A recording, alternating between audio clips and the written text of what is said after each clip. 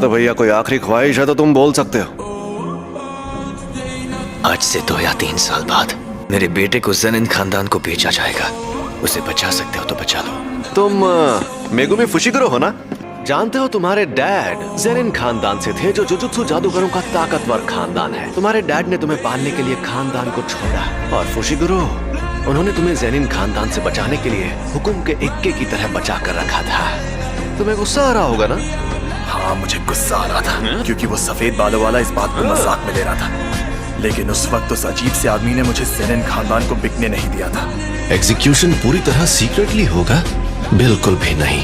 लेकिन वो लड़का पहले ही इसके लिए मान गया है। वो अंडर एज है, सिर्फ 16 साल का बच्चा, और हमें ये नहीं पता कि और कितने लोग उसके श्राप का शिकार हुए हैं। अभी तक 3 ग्रेड 2 सॉर्सरर्स और 1 ग्रेड 1 सॉर्सरर घायल हो चुके हैं, और इसीलिए तुम मुझसे बात कर रहे हो। शायद तुम ये बात भूल चुके हो। तुम इसकी जिम्मेदारी ले रहे हो? बिल्कुल, यूता ओकोत्सु अब जुजुत्सु हाई की जिम्मेदारी है। कुत्सु को तुम्हारे हवाले किया था। अब तुम्हारे पास कोई बहाना नहीं बचा है सातोरू कोजो।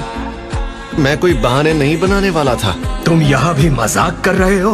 अगर रिका ओरिमोटो बेकाबू हो जाती, पूरे शहर को तबाह कर सकती थी। मैं अपनी जान पर खेलकर भी ऐसा होने से रोकता। उसे कुछ वक्त के लिए छोड़ दो, फिर देखते हैं क्या होता है। भूलो मत, यूता ओकुत्सु की सजा बस थोड़े समय के लिए खारिज हुई है। और तुम ये बात मत भूलना कि यूता ओकोत्सु के सर पर मेरा हाथ है। सच में ये स्कूल डायरेक्टर्स नीम चढ़े करेले हैं। मुझे ध्यान रखना होगा कि मैं इनकी तरह ना बनूं। इन्हें समझ नहीं आता क्या? किसी को भी यंग लोगों से उनकी जवानी छीनने का हक नहीं है। किसी को भी ये हक नहीं है।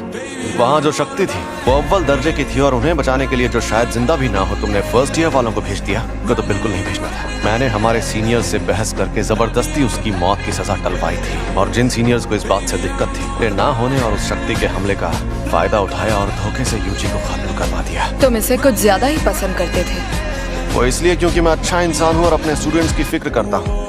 मेरे सारे स्टूडेंट्स काबिल हैं, खासकर 3rd ईयर का हाकारी और 2nd ईयर का ओकोत्सु। वो एक दिन मेरे जैसे भी बन सकते हैं, और यूजी भी उनके जैसा ही था। तो क्या तुम लोग यहीं बैठे रहोगे? जी शांत हो जाओ। यूजी वेलकम बैक। क्या आपको अभी भी यूजी से नफरत है? बात पसंद या नफरत करने की नहीं है। जुजुत्सु के कानून के मुताबिक यूजी को जिंदा नहीं रहना चाहिए। वो सिर्फ गोजो की बेवकूफी की वजह से जिंदा है।